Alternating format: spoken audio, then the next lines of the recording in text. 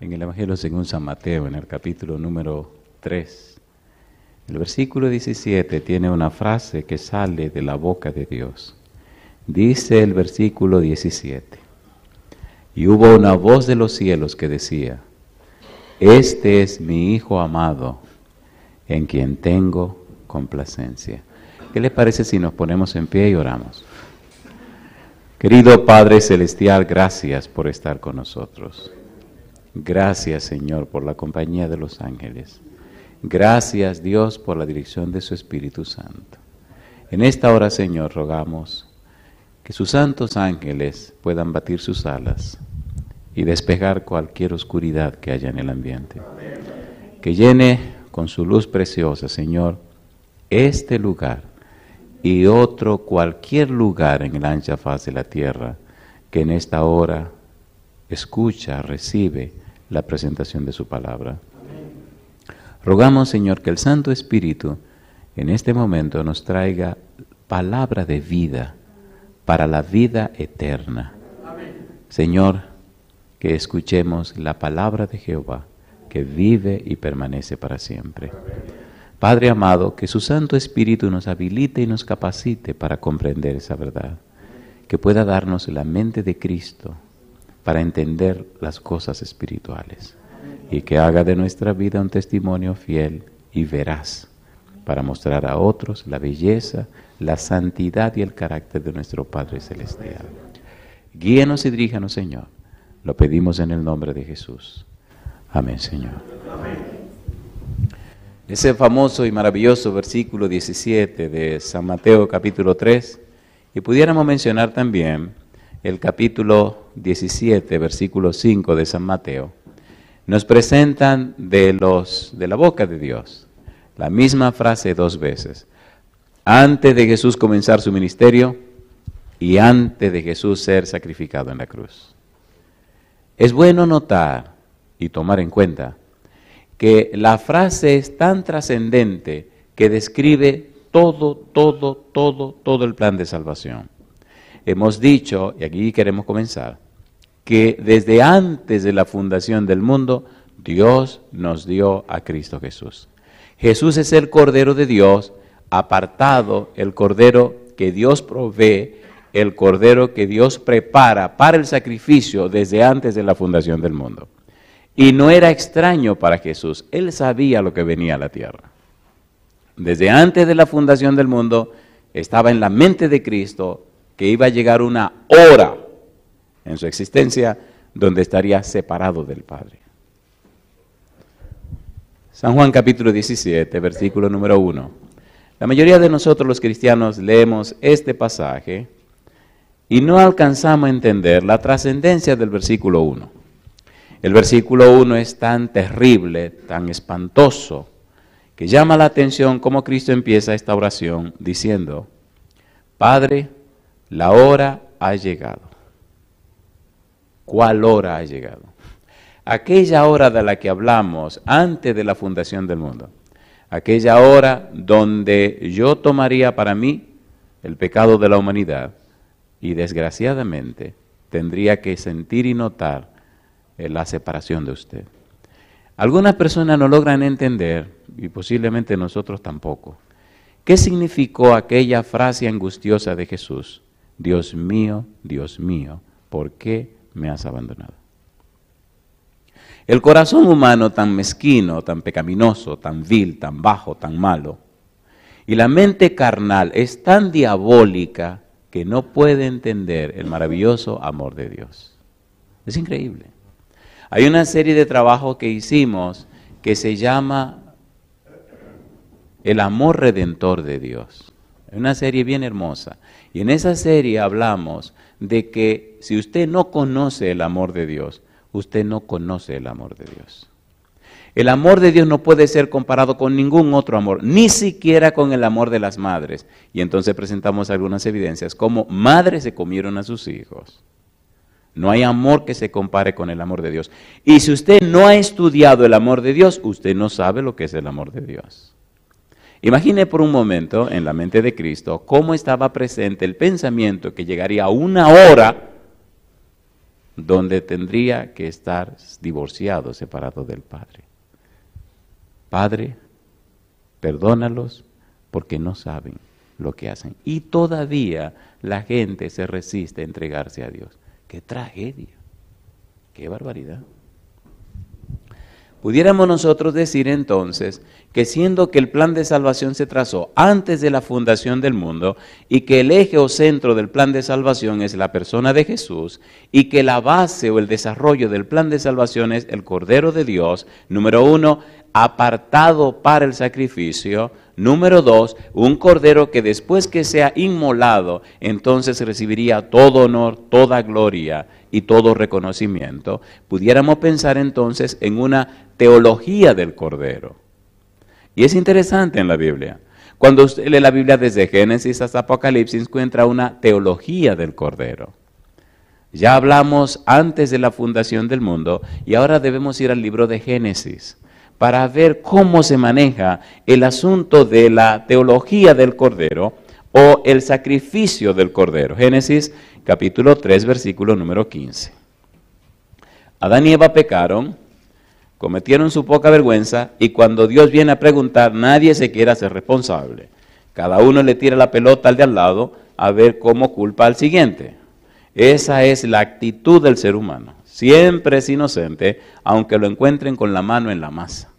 Dice Génesis capítulo 3, versículo 15, y pondré enemistad entre ti y la mujer, y entre tu simiente y la simiente suya. Esta te herirá en la cabeza, y tú le herirás en el calcañar. La historia la conocemos. Adán y Eva cometen su pecado. Hay una frase interesante, muy interesante en el capítulo 3, que quisiéramos ver así de paso. Dice, capítulo 3, Génesis capítulo 3, vamos a ver el versículo número 5. Dice Satanás, sino que sabe Dios que el día que comáis de él serán abiertos vuestros ojos. ¿Y qué dice ahora? Y seréis como Dios, sabiendo el bien y el mal. ¿Y seréis como dice? Como Dios. Así que Adán y Eva le compran esta receta a Satanás y traen la tragedia y la desgracia al mundo. En el versículo 9, Dios viene a ver qué es lo que está pasando. Pero la belleza, a mí lo que me maravilla de Dios es que en la mente, en el corazón de Dios, y perdone que use figura humana para hablar de Dios, pero yo no soy un ser humano, en la mente de Dios está claro que el amor por sus hijos es tal que Él viene a resolver el problema. Sin embargo, Dios es tan claro, y pudiéramos decir tan ético, tan responsable, tan justo, que la paga del pecado es muerte. Y usted pecó, usted muere. Aunque la muerte tenga que pagar al mismo Dios. Eso me gusta de Dios. Es todo un caballero. Y al pecar Adán y Eva, no sorprendió el pecado de Adán y Eva la provisión de Dios. La provisión estaba hecha desde antes de la fundación del mundo. Ponga claro en su mente lo que viene ahora. Y es lo que me llama y lo que me llena de gozo, saber que amo, adoro y soy de un Dios que es todo un caballero. Viene y pregunta, ¿qué es lo que pasa aquí, mi negro? ¿Dónde estás tú, Adán? Y sigue haciendo preguntas, y sigue haciendo preguntas. Solamente un juicio investigador. Recuerde que Dios no hace preguntas porque Él no sabe. Dios hace preguntas para que Adán y Eva sepan. Él sabe, Él lo sabe todo. ¿Dónde estás tú? Él no es una pregunta geográfica, no es una pregunta de lugar, no. Dios sabe que están detrás del árbol escondiéndose. ¿Dónde estás tú? La pregunta a Lucifer, ¿de dónde vienes? Dios colocó a Adán y Eva en una situación tan preferencial que los llamó hijos. Y los llamó, de tal manera los llamó hijos. Cuando tenga tiempo lea el Salmo 104. Cuando tenga tiempo lea Romanos 3:23. Los llamó de tal manera hijo que los cubrió con la luz que lo cubre a él. Le mandó a hacer un trajecito chiquito de lo que él se usa en su sastrería. Los cubrió con su manto de justicia. Y cuando pecaron, esa luz desapareció y se sintieron completamente desnudos. ¿Sí o no? ¿Sí o no? Sí.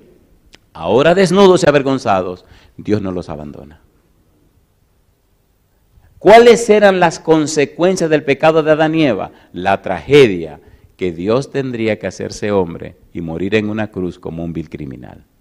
Y sin embargo, Dios no reclama. Al contrario, y es lo que a mí me maravilla de nosotros los seres humanos, nosotros hemos caído tan bajo, nosotros somos tan bárbaros, el pecado nos ha hecho tan extraños,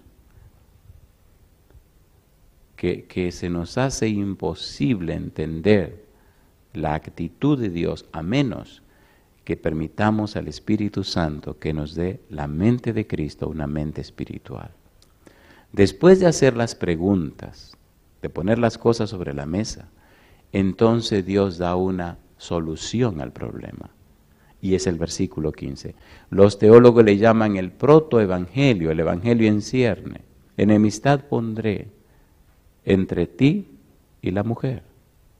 Y me llama la atención cómo Apocalipsis, allá lejos, nos da una explicación de ese versículo. Apocalipsis capítulo número 12. Mire qué cosa linda. Apocalipsis capítulo número 12. Y vamos a hacerlo rapidito, a ver si podemos avanzar, porque hay tanto que decir esta semana, y el tiempo aquí también, como en cualquier lugar, corre muy aprisa. Apocalipsis capítulo 12, versículo 1. Vamos a leer desde el versículo 1 hasta el versículo número 5. Dice el 1. Apareció en el cielo una gran señal, una mujer vestida del sol, con la luna debajo de sus pies, y sobre su cabeza una corona de 12 estrellas. Ya todos sabemos que esta representa a la iglesia del Señor. Y estando encinta, clamaba con dolores de parto, en la angustia del alumbramiento. También apareció otra señal en el cielo, he aquí un gran dragón escarlata, que tenía 7 cabezas y 10 cuernos, y en sus cabezas 7 diademas, y su cola arrastraba la tercera parte de las estrellas del cielo, y las arrojó sobre la tierra. Y el dragón se paró enfrente a la mujer que estaba para dar a luz, a fin de devorar a su hijo tan pronto como naciese. Y ella dio a luz un hijo varón, que regirá con vara de hierro a todas las naciones, y su hijo fue arrebatado para Dios y para su trono. Te pregunto, ¿representa la mujer a la iglesia de Cristo, sí o no? ¿Representa el niñito que va a nacer a Cristo, la simiente de la mujer, sí o no? ¿Representa el dragón al diablo, a la serpiente que se llama diablo y Satanás, sí o no? Enemistad pondré entre ti y la mujer. Ahora vemos nada más y nada menos que una muestra con palabras claras de lo que Dios está anunciando en el libro de Apocalipsis de Génesis 3:15.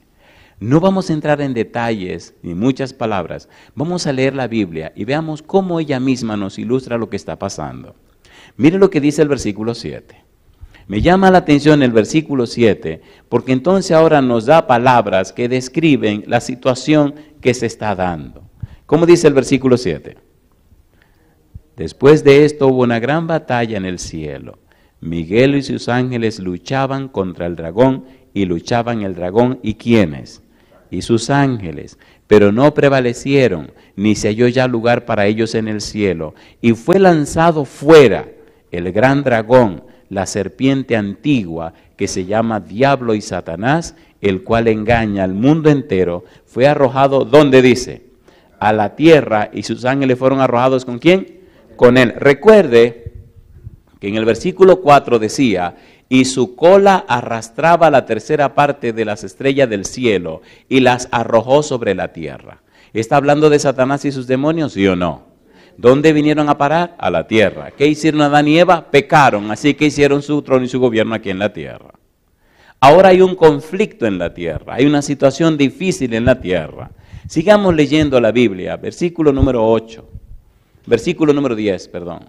Dice el 10, entonces oí una gran voz en el cielo que decía, ahora ha venido la salvación, el poder y el reino de nuestro Dios y la autoridad de su Cristo, de su Mesías, porque ha sido lanzado fuera el acusador de nuestros hermanos, el que los acusaba delante de nuestro Dios día y noche. ¿Y qué dice el versículo 11? Y ellos, ¿qué cosa? Le han vencido, ¿a quién? A Satanás, por medio de la sangre del Cordero y de la palabra del testimonio de ellos, y menospreciaron sus vidas hasta la muerte. Mi pregunta, ¿Tiene algo que ver el Cordero con Génesis 3:15? Tiene que ver todo, porque el Cordero es la simiente de la mujer. Alabado sea el nombre de Dios.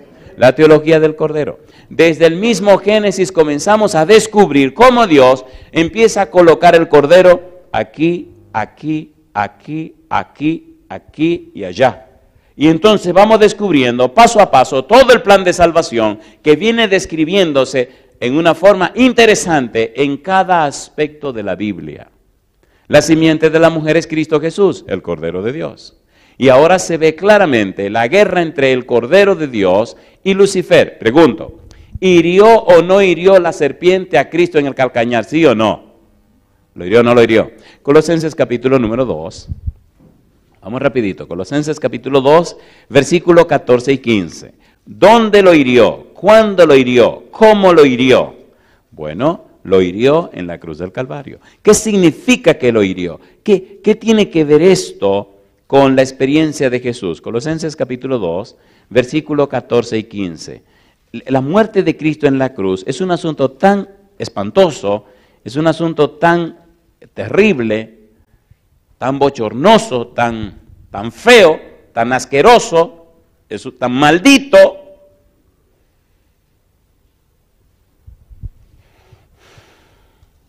Nosotros somos tan raros que no tenemos una idea de hasta dónde llegó Dios por amor a nosotros.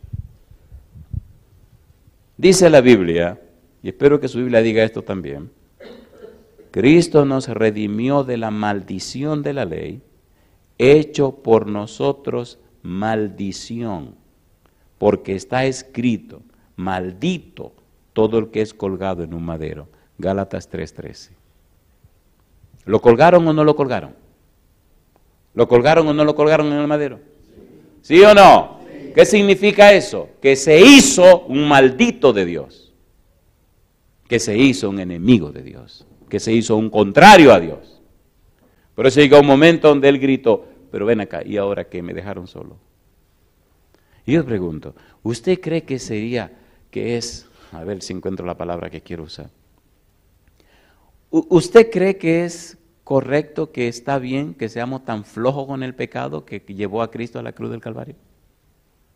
¿Usted cree que es ético, es cristiano, que usted vive esa vida tan floja y se llame cristiano, una vida tan sinvergüencería, una vida tan relajada, siendo que el cielo pagó un precio tan alto por nuestros pecados? ¿Usted cree que eso está correcto? Pero somos muy light en la vida cristiana y muy pasamano, muy déjalo llevar. Déjalo llevar. Cuando el Señor venga, entonces vamos a ver, y allí será el lloro y el crujir de dientes. ¿Es así o no es así? Si Dios fue capaz de dejar que Cristo llegara hasta el fondo para pagar el precio del pecado, ¿qué le dice a usted que va a pasar por alto su poca vergüenza? Despertémonos, hermanos queridos. Despertémonos. Colosenses capítulo 2, versículo 14 y 15.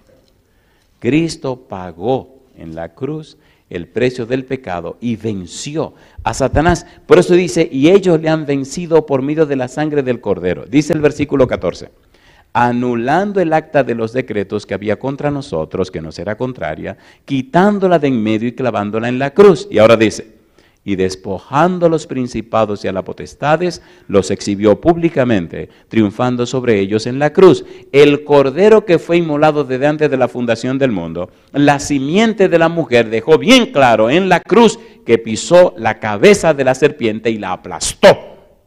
¿Lo hizo o no lo hizo? ¿Sí o no? Entonces ahora nosotros podemos libremente, gozosamente, levantar nuestro rostro hacia arriba y dar gloria a nuestro Padre Celestial. Recuerde que todo esto ocurre por amor de Dios. Y todo eso sucede por la gracia de Dios, por la misericordia de Dios.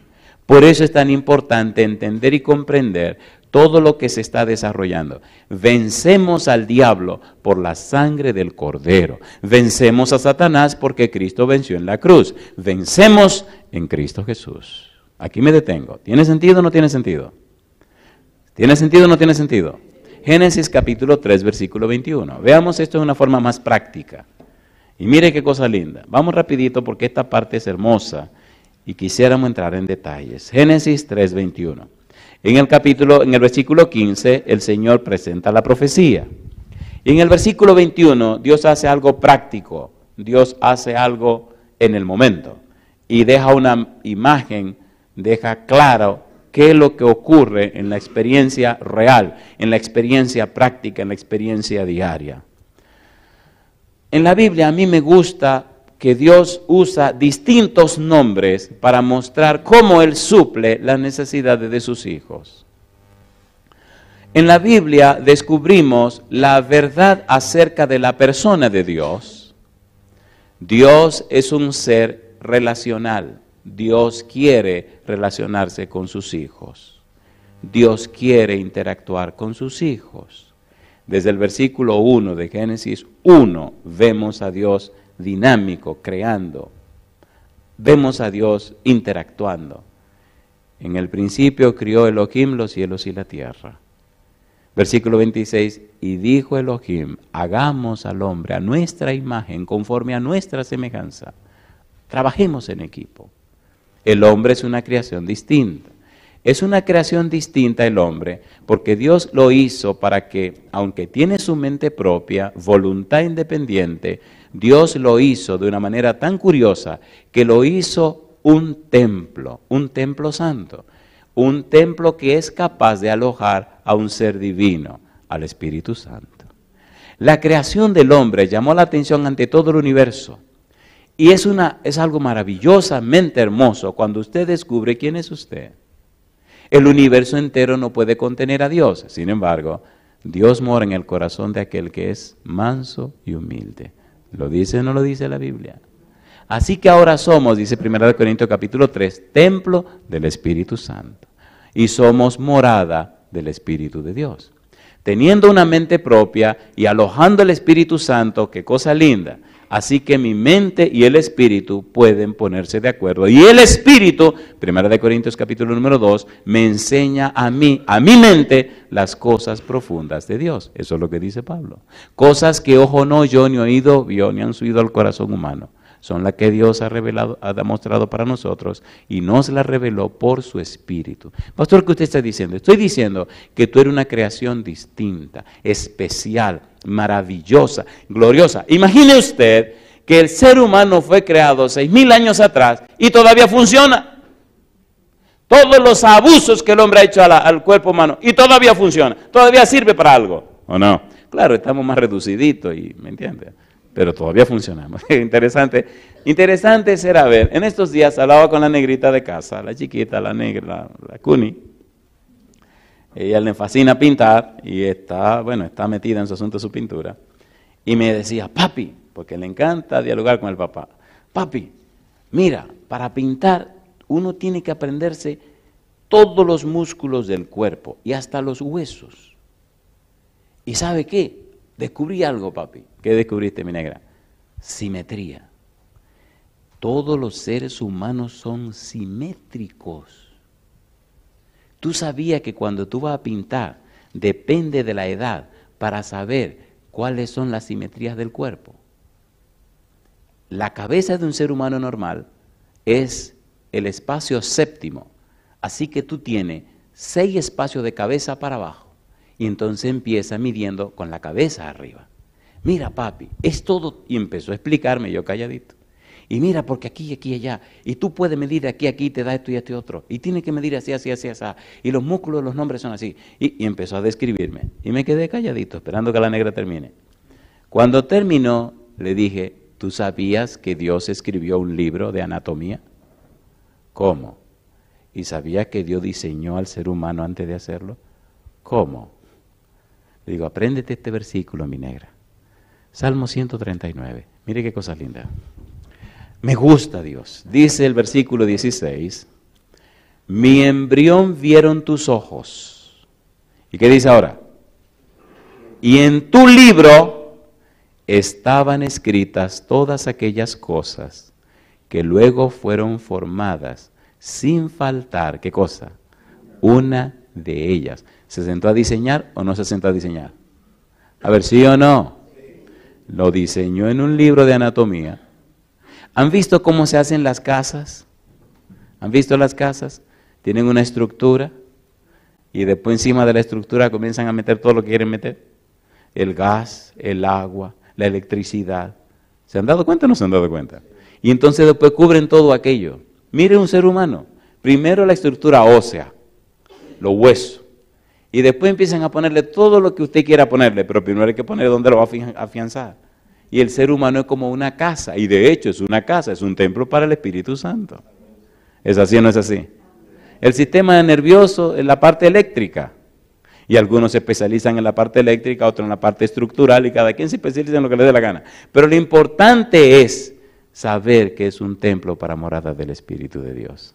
Eso es muy importante y es muy trascendente. Génesis capítulo 3, versículo 21. Necesitamos entender lo que viene ahora, porque es una cosa preciosa. Vamos a hacerlo rapidito, a ver si podemos cubrir toda esta parte. Recuerde que estamos hablando, si usted quiere, de la teología del Cordero. Ya vimos la primera parte, que es antes de la fundación del mundo. Ahora estamos mirando la segunda parte, que tiene que ver con el Cordero en el Edén. ¿Cómo sería el título? El Cordero en el Edén. Pregunto, ¿tiene que ver la frase simiente de la mujer con el Cordero, sí o no? Sí, señor. Dice Génesis 3:21. Ahora que el hombre pecó, ahora que vino la desgracia, ahora que Dios habló con ellos, ahora que le anuncia de la simiente de la mujer, ahora en una forma práctica, en una forma amorosa, Dios se acerca al ser humano. Me gusta Dios porque aunque hizo toda la creación con su palabra, la Biblia dice en el capítulo 2 que hizo al hombre y a los animales de la tierra. Pero cuando hizo al hombre, dice que le dio forma.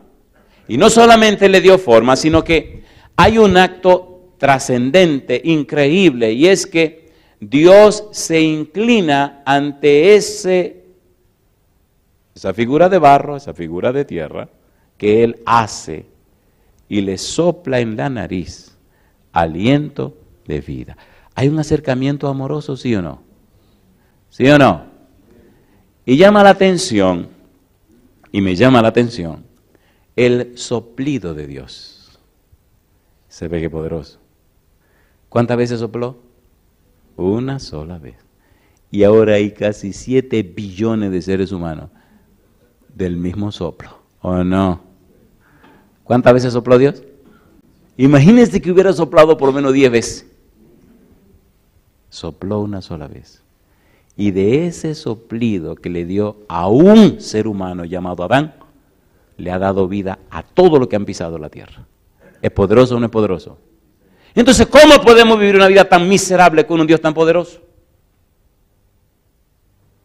¿Cómo es posible que seamos cristianos tan flojos? ¿Se entiende, por favor? Lamentándonos y lamiéndonos las heridas. ¿Qué pasó?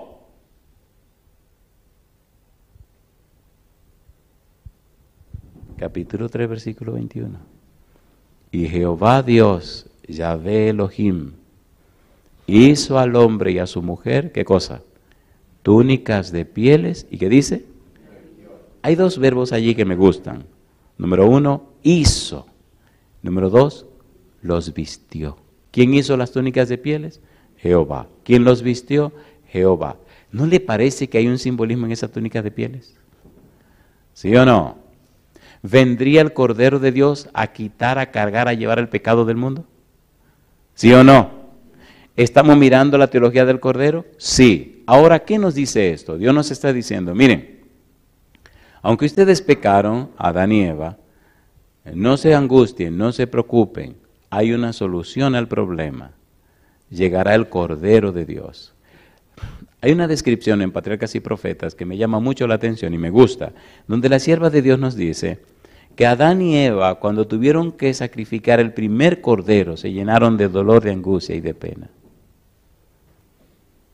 Recuerde, en el santuario, que cuando alguien cometía su pecado, tomaba el corderito, lo traía al santuario, lo presentaba al sacerdote, el sacerdote lo revisaba, entonces el oferente ponía sus manos sobre la cabeza del animal, confesaba su pecado y ocurría simbólicamente lo que se llama transferencia. Entonces el oferente tomaba el cuchillo y cortaba el cuello del animal. y lo dejaba pegadito en un pedacito de piel y veía al brotar toda aquella sangre. Un cordero inocente muriendo por los pecados míos. El cuadro, la experiencia debía ser tan traumática que el pecador entendiera que el pecado es odioso para Dios. Ahora Dios cubre a Adán y Eva con pieles, un símbolo, una representación interesantísima de lo que vamos a ver ahora. Vamos a tomar un poquito de rapidez porque quiero cubrir todo esto. En el libro de Apocalipsis aparece un cuadro hermoso y maravilloso de un cordero, pero Apocalipsis capítulo 3, versículo 18. Vamos a ir desde la A hasta la C. Apocalipsis 3, 18. El mensaje a la iglesia de la Odisea. ¿Qué le recomienda Jesús a la iglesia de la Odisea? Le recomienda 3 cosas. ¿Cuántas cosas le recomienda? 3. Apocalipsis 3, 18. ¿Cuáles son las 3 cosas que le recomienda que compre? Dice el versículo número 18. Por tanto, yo te aconsejo que de mí compres, ¿qué cosa? Oro refinado en fuego. Número 2, para que seas rico. Y número 2, oro refinado en fuego para que seas rico y vestiduras blancas para vestirte y que no se descubra la vergüenza de tu desnudez y unge tus ojos con colirio para que veas. ¿Cuál es la segunda cosa que Cristo le dice que venga a comprar de él? Vestiduras blancas. ¿Qué representan las vestiduras blancas? ¿La justicia de quién? Recuerde que la palabra justicia con Dios no es una cosa, es una persona. Cuando usted habla de justicia con relación a Dios, no está hablando de un concepto, está hablando de una persona. Jeremías, capítulo 23, versículos 5 y 6. Vamos rapidito. Esta piel que cubrió a Adán y Eva, ¿qué representa? Representa la justicia de Dios. ¿Cómo conseguimos esa justicia? En la persona de Jesús y o a través de Jesús. Jeremías capítulo 23, versículos 5 y 6. ¿Cómo dice el versículo 5 de Jeremías? Jeremías 23, 5 y 6. Recuerde que estamos hablando de la teología del Cordero. Jeremías 23, versículo 5. He aquí que vienen días, dice Jehová, en que levantaré a David renuevo justo, y reinará como rey, el cual será dichoso y hará juicio y justicia en la tierra. En sus días será salvo Judá, e Israel habitará confiado, y este será su nombre con el cual le llamarán. ¿Qué cosa? Jehová, justicia nuestra. ¿Quién es nuestra justicia? Jehová. ¿Qué hace Jehová para darnos su justicia? Se hace hombre, viene a la tierra.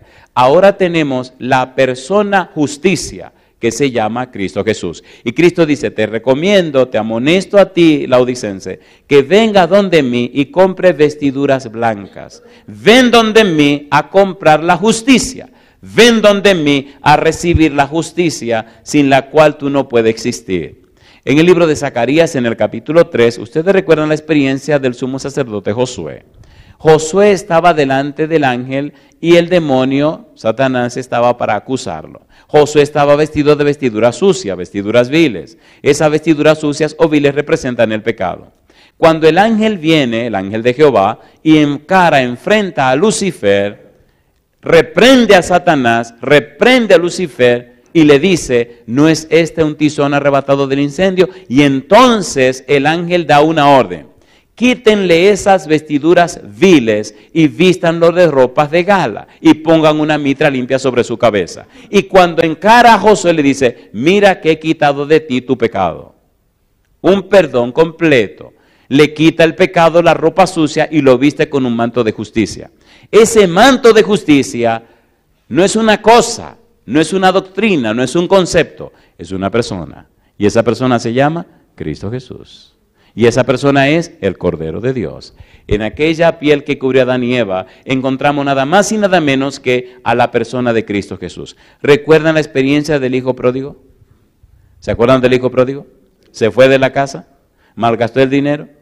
Dice el versículo 17 del capítulo 15 de Lucas, y volviendo en sí dijo, y volviendo en sí, y despertándose, y teniendo un cambio en su mente y arrepintiéndose y teniendo un cambio en sus patrones mentales, en sus estructuras mentales y habiendo una variación en su mente, entonces se acordó de el perfil o los perfiles o los atributos de Dios. Hasta que el ser humano no tiene esa experiencia, su vida no tiene sentido. Tiene que tener una clara percepción de la persona de Dios para entonces empezar a tener sentido en su vida. Y cuando eso ocurrió, dice San Lucas capítulo 15, que el muchacho decidió regresar a la casa. Y mire lo que ocurrió, San Lucas 15. Cuando regresa a la casa, mire lo que ocurre, mire lo que hace el padre. San Lucas capítulo 15, versículo 21. Y el hijo le dijo: Padre, he pecado contra el cielo y contra ti, ya no soy digno de ser llamado tu hijo. Pero el padre dijo a sus siervos: sacad, ¿qué cosa dice? El mejor vestido. ¿Y cuál es el mejor vestido? La justicia de Dios. Y vestidle y poned un anillo en su mano y calzado en sus pies. ¿Y qué dijo el papá? Y vamos a hacer una fiesta.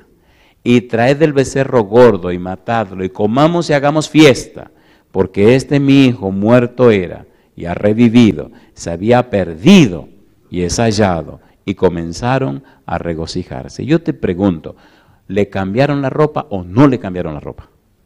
¿Sí o no? No se entiende cómo una persona pretende ser cristiano vestido con los andrajos que tenía antes. No, cuando nos encontramos con Jesús, cuando nos depositamos en las manos de Jesús, Jesús nos viste con su manto de justicia. Y quiero llegar en un ratito a lo más hermoso de todo este día, pero tenemos que ir despacio. Gálatas capítulo 3, versículo 27. Mire qué cosa linda. Pastor, ¿y este manto de justicia? ¿Qué representa esto de este manto de justicia? Capítulo 3, versículo 27 de Gálatas. ¿Qué dice Gálatas 3, 27? Dice el verso 27. Gálatas capítulo 3, versículo 27. Esa piel con la que Dios cubrió a Adán y Eva, esa ropa de gala con que cubrieron a Josué, y esta ropa, este vestido que cubrieron a este muchacho, ¿qué es lo que representa? ¿A quién representa? Dice el versículo 27. ¿Cómo puedo yo vestirme con esa vestidura de piel? ¿Cómo puedo vestirme con esa vestidura santa? Verso 27. Porque todos los que habéis sido bautizados en Cristo, ¿qué dice la Biblia? De Cristo estáis revestidos. ¿Estáis, como dice? Revestidos. Mi pregunta entonces, si estoy revestido de Cristo, cuando me miren a mí, ¿a quién deberían ver? A Cristo. Dice la sierva de Dios, no nos angustiemos por lo que Dios y Cristo piensen de nosotros. Y ella dice, sino que confiemos, aprendamos lo que Dios piensa de Cristo, quien es nuestro sustituto. Así que cuando Dios nos mira a nosotros, no nos ve a nosotros. ¿A quién ve? A Cristo, porque de Cristo estamos revestidos. ¿Cuándo ocurre eso? Cuando somos bautizados. ¿Tiene sentido o no tiene sentido? ¿Vistió Dios a Adán y Eva? Los vistió. ¿Con qué? Con pieles. ¿Nos viste Dios con su manto de justicia? Sí. ¿A quién representa? A la persona de Jesús. Ahora cuando Dios me mira, no me ve a mí. ¿A quién ve? Ve a Cristo Jesús. Pastor, ¿y cómo es esto? Romanos capítulo 3. Veamos cómo Cristo logró eso. ¿Y cómo funciona eso? Romanos capítulo 3. Mire qué cosa linda. Romanos capítulo 3. El apóstol Pablo intenta explicarnos esto. Versículo 21. Dice Pablo, pero ahora, aparte de la ley, se ha manifestado, ¿qué cosa dice? La justicia de Dios, testificada por la ley y por los profetas. Y dice Pablo, la justicia de Dios, ¿y qué dice ahora? Por medio de la fe en Jesucristo, para todos los que creen en Él, porque no hay diferencia. Por cuanto todos pecaron y están destituidos de la gloria de Dios, siendo justificados, ¿cómo dice?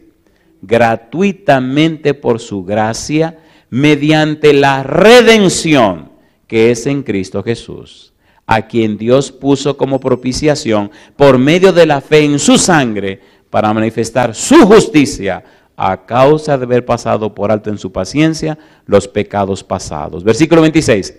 Con la mira de manifestar en este tiempo su justicia, a fin de que Él sea el justo y el que justifica al que es de la fe de Jesús. ¿Qué nos está diciendo Pablo? Pablo nos dice, Cristo trajo la justicia de Dios. Cristo es la justicia de Dios. Ahora, por la fe en Cristo, recibimos la justicia de Dios, que es Cristo.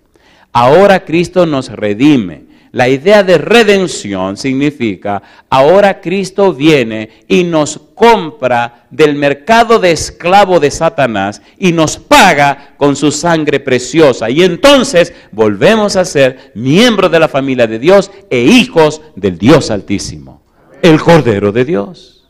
¿Esto tiene sentido o no tiene sentido? Necesitamos entender estas cosas porque son las que nos dan fuerza delante y ante las tentaciones. Son las que nos sostienen en un mundo tormentoso. Son las que nos ayudan a poner pensamientos claros en nuestra mente cuando el enemigo nos quiere bombardear. Necesitamos conocer al Cordero. Necesitamos aceptar al Cordero. Necesitamos vivir al Cordero para poder hacer frente a los ataques de Satanás. ¿Fue grande el precio que se pagó? Entonces, ¿por qué nos resistimos? ¿Cómo es posible que nos resistamos tanto a lo que Dios ha hecho? Mire qué cosa linda dice Romanos capítulo 13. La Biblia es un manantial. Y mientras más uno lo lee, más sabroso se pone. Romanos capítulo 13, versículo 11 en adelante. Dice Pablo, y esto, ¿qué cosa? Conociendo el tiempo, Romanos 13, 11, que es ya hora de levantarnos del sueño, porque ahora está más cerca de nosotros nuestra salvación que cuando creímos. Y dice Pablo, la noche está avanzada y se acerca el día. Desechemos pues las obras de las tinieblas. ¿Y qué dice? Y vistámonos las armas de la luz. Pregunto, si yo acepté al Cordero, si me bauticé, si estoy vestido de Cristo Jesús, ¿quién fue que dijo, yo soy la luz del mundo? Cristo Jesús. Pero ¿quién fue que dijo, vosotros sois la luz del mundo? Cristo Jesús. De modo que cuando usted llega a cualquier lugar, entonces el lugar tiene que llenarse de luz. ¿Por qué llegó usted? ¿Sí o no? Recuerdo cuando era un adolescente. Ese verano, mi primer verano en la universidad, fui a Santiago. Nunca se me olvida esta experiencia, me da risa, pero bueno. Nosotros no sabemos lo que somos, pero qué cosa linda descubrir lo que somos y vivir lo que somos y gozar de lo que somos. Llegué a mi casa, era el verano, pasé una semana, 2 semanas en mi casa leyendo, comiendo, sin hacer nada. Uy, me desesperé porque de niño siempre he trabajado mucho. Y había ido un día de curiosidad en la universidad, vinieron de que, ¿sabe cómo son los? ¿Hay algún colportor aquí? Qué raro. ¿Qué? ¿No hay ningún colportor aquí? Bueno, pues hay uno, yo estoy levantando mi mano.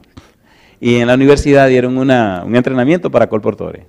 Y ese rato lo tenía libre y me metí de curioso a ver cómo era el negocio de los colportores, porque yo no sabía cómo era eso. Y sabe que yo no son ni tontos ni perezosos, los colportores te cortan rapidito. Y desde que entré y me senté, profesor, mire, firme aquí. Sí, ¿que firme para qué? No, ¿usted va a estar en el entrenamiento? Bueno, sí, me gustaría ver. Ah, no, pues aquí firme para darle todos los materiales. Y yo firmé. A los colportores les gusta que le firmen, les gustan los autógrafos. Cosa chula, mamacita, linda. Y le di mi autógrafo ahí en el papel aquel. Y entonces me trajeron una carpeta con el relato, con la que se yo qué y todo el asunto. Y me puse a mirar. Y ahí terminó el asunto y después nos fuimos a comer y, oye, pues está buena la cosa.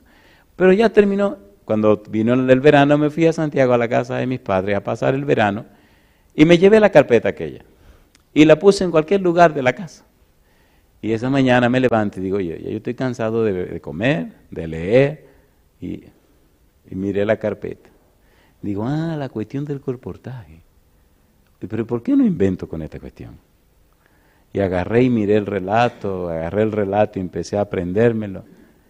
Y dije, Bueno, pues yo vi allá a la salida de la calle 10, en la autopista, un lugar donde había mucha gente.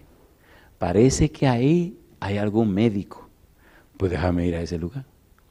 Agarro así, como un colportor cuava, la carpeta así sin nada en la mano y allá arranco para allá. Y veo que todo el mundo está haciendo fila y yo también me siento en la fila. Vamos a esperar mi turno, que sé yo lo que está pasando aquí, compadre. Y me siento a hacer mi turno. Ay, Señor.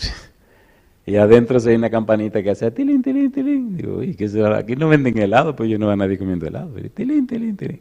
Recuerde que Cristo prometió estar con usted donde quiera que vaya. Tilín, tilín, tilín. Y veo que el tilín, tilín suena más y más. Sale un señor afuera y mira, no mira a todo el mundo. Yo estoy acá con cara de buena gente, con mi asunto en la mano. Digo, desde que me den una oportunidad, le meto mano y estoy repasando el relato en mi cabeza, que no se me olvide ninguna palabrita.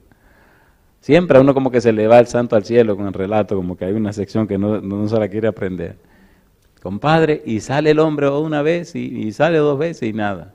Y entra para allá. ¿Qué pasa? Que afuera estábamos en la galería, pero había más gente adentro, haciendo fila para entrar a donde la persona. Al rato aparece una mujer con un paño de esto de estafeta, un paño brilloso envuelto en la cabeza, y con una cara media rara. Sale afuera y mira y mira y mira, y viene y me mira, y me dice, ¿qué haces tú aquí? Tú no me dejas trabajar. Digo, ¿cómo que yo no lo trabajo? Yo estoy aquí sentado. ¿Qué es lo que tú quieres? Y pues, ¿cómo que qué es lo que quiero? Yo no soy ningún tonto. Empecé a buscar en mi mente cuál es el libro más caro, pero como era cuava, sabía yo de la cuestión. Me ocurrió un asunto de que, como vi tanta gente, pensé en medicina. Tratado práctico de medicina moderna. Yo no creo que era muy moderno el libro ese, ¿no? Porque después vi unos modelos de ese libro viejísimo. Y me dice la señora, ¿qué es lo que tú quieres? Digo, pues ahí mismo le entré. Le hablé de lo que le di un poquito del relato. Sí. Le dice al esposo, cómprale, págale. Este no me deja trabajar. Digo, ¿cómo que no me dejo trabajar? Pues yo no estoy aquí afuera sentado. Bueno, pues de una vez pedí que me firmaran mi asunto. Me firmaron, me dieron la mitad. ¿Y cuánto hay que pagar? La mitad. Un negocio peligroso. Y yo le traigo el libro la semana, me firmaron mi asunto, me dieron la mitad del dinero, salí yo de ahí con los bolsillos llenos de dinero. Digo, pero esto es un asunto fácil, asunto complicado. Mira cuántos cuartos me dieron. Me acuerdo que yo no tenía dinero y ahí mismo con el dinero de la mujer pagué un carro, era un carro público, un carro público en el país. Y más adelante, como a 1,5 millas, yo había visto un complejo de casas y digo, oye, ahí cualquiera va. Ahora estoy haciendo negocio con el dinero de la mujer. Pero espérese, usted tiene idea de lo que está pasando ahí adentro con esa mujer. Pago mi carro y me voy más abajo. Y ahí ya me estoy animando. Imagínense, si de entrada traigo en los bolsillos, qué sé yo, en ese tiempo cuánto costaba. Costaba 200 y pico de pesos. Ya tengo 100 y pico. 100 pesos en mi país en ese tiempo, eso era un dineral. Digo, ahí cuando yo llegue a casa, que mamá vea todo este dinero, ¿cómo se lo voy a explicar? Digo, no, por aquí mismo voy a la agencia a llevar este dinero porque los palos me suben encima. Dinero fácil en mi casa, a mi mamá le arranca la cabeza. Y voy a ese lugar y entonces salgo y digo, ¿y cómo hago aquí? Y cuando veo una muchacha en una galería, siempre he sido muy tímido con las mujeres, la miro y ella me mira, yo parado como... Ojalá me pregunte, y me dice, tú buscas a alguien, tú quieres algo, digo, ya me preguntó, y le entré de una vez, y entonces ella se ríe porque me ve haciendo mi presentación, pero que ella se da cuenta que yo no soy ningún experto, y me dice, ¿tú quieres hablar con mi mamá, será? Digo, sí, claro, dice, pero ella no está aquí, si tú quieres, da una vuelta, y el rato ella viene, y voy casa por casa, y llego a la segunda casa y digo, no, esta no, porque esta casa como que no me cae bien. Voy a la siguiente casa. Esta casa como que no hay gente. Y así fui descartando toda la casa. Hasta que llegué a una casa que tenía la puerta abierta. Digo, bueno, aquí no hay manera de decir algo. Me paro frente a la puerta y se le ocurre a un hombre pararse en la puerta.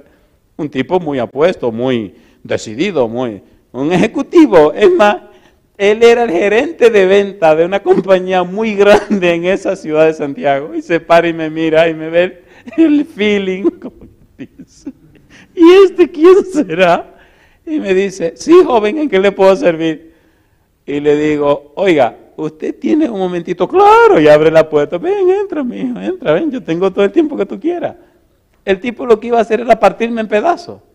Y entré, y cuando entro, parece que la señora escuchó y sale y lo mira. Y lo reprendió, le dijo, mira fulano, ¿qué? No le haga daño al muchacho.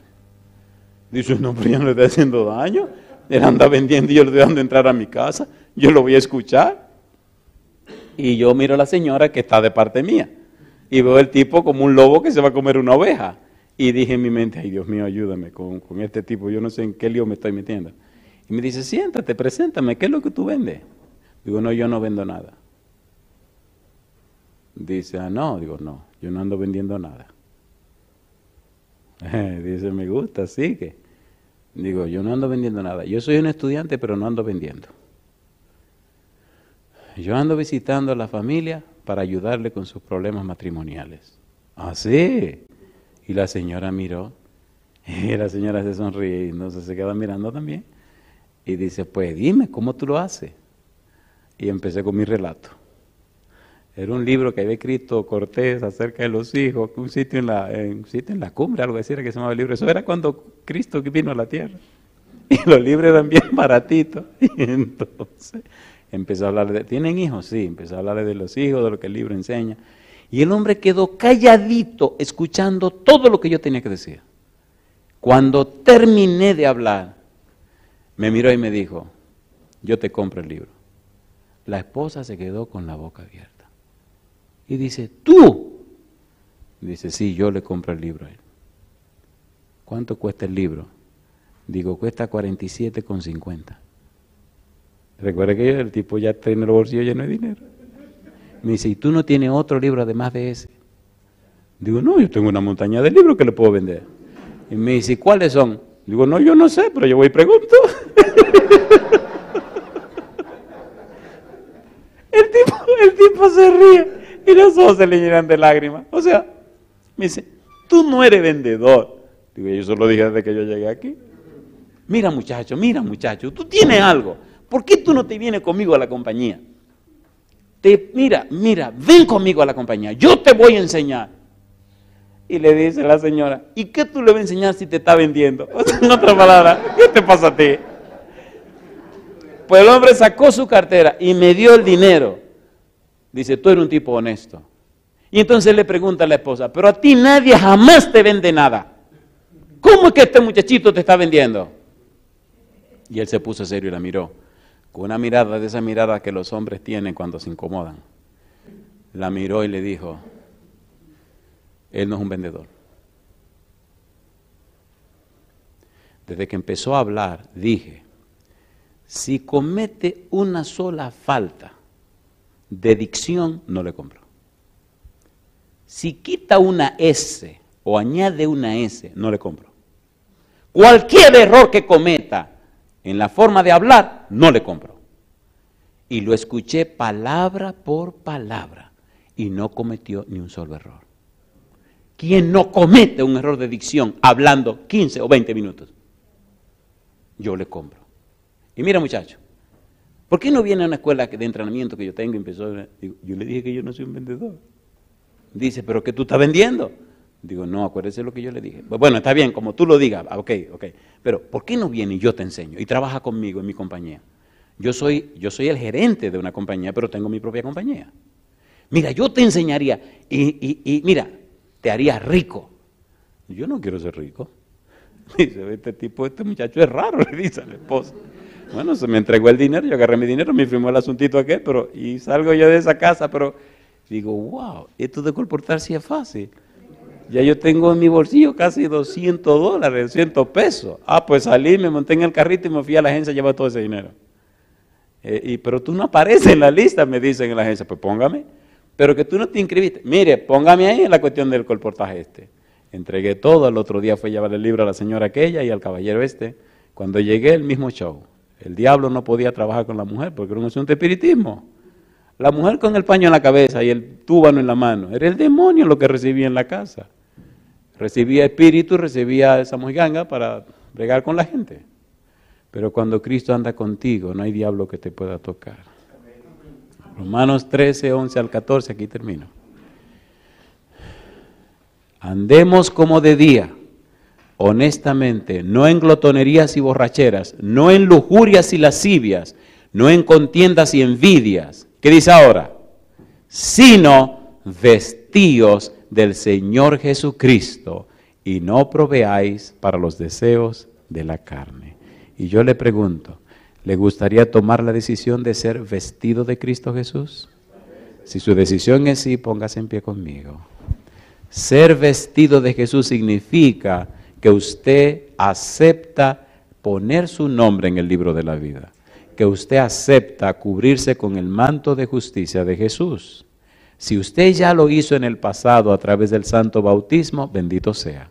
Si no lo ha hecho, le recomiendo, hágalo pronto, para que le quiten el manto de pecado que lo cubre y lo vistan con el manto de la justicia de Jesús, que es la persona de Jesús. Querido Padre Celestial, gracias por esta nueva oportunidad de hablar con usted y conocerle más. Gracias por darnos a Jesús. Gracias por su justicia preciosa. Gracias, Señor, por el Cordero de Dios que carga, que lleva los pecados del mundo.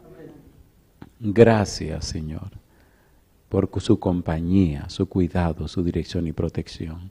Permita, Dios, que los amigos y amigas presentes, pero también los amigos y amigas que nos escuchan o ven en cualquier lugar del mundo, que en este momento, Señor, tomen la firme decisión de aceptar a Cristo como su Salvador personal, de vivir la experiencia del santo bautismo para que tengan derecho a ser miembro de la familia de Dios, tengan derecho para ser vestidos con el manto de justicia y tengan la oportunidad de vivir en la patria eterna con nuestro Padre Celestial. Dios, gracias. Diríjanos este día y siempre.